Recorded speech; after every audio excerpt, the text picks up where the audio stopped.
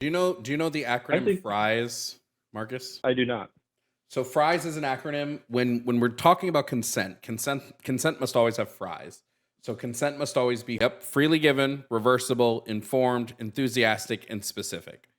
If any of those things are missing, you're not consenting. So would you say a contract where you are essentially you're let's call it an employment contract for 4 years? Would you say that in about 2 years through you want to quit? Well, You every consent? single job you work, you sign an employment contract.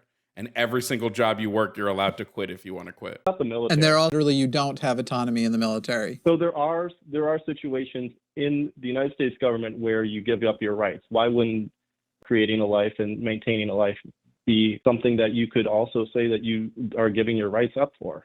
Why should it be? Right now, the way freedom works is you start with everything is permissible until there is a good reason to revoke it. So what is the good reason to revoke bodily autonomy? Because you had sex. The good reason would be that it's cruel and unusual to end a life in.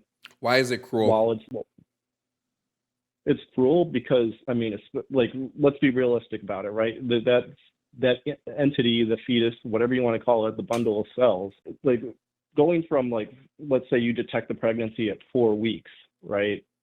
It's still inflicting a certain amount of pain. No, there are pain receptors. Even Incorrect. The pain receptors aren't hooked up to the nociceptors till 24 weeks. It physically, 22 at the earliest is what it can feel pain. It physically, the connections are not connected yet up until that point. Again, if I agree to sustain your life, I have the right to revoke that, because consenting to start you can never have informed consent of what is ongoing, because you can't know what your mental state's going to be, what your physical state's going to be. And while you leave the opening for, because people then call and be like, so then just arbitrarily you make it legal? Yeah, you do make it legal for arbitrary as well, not because you hope people are doing arbitrary, but because you just shouldn't get the government in this.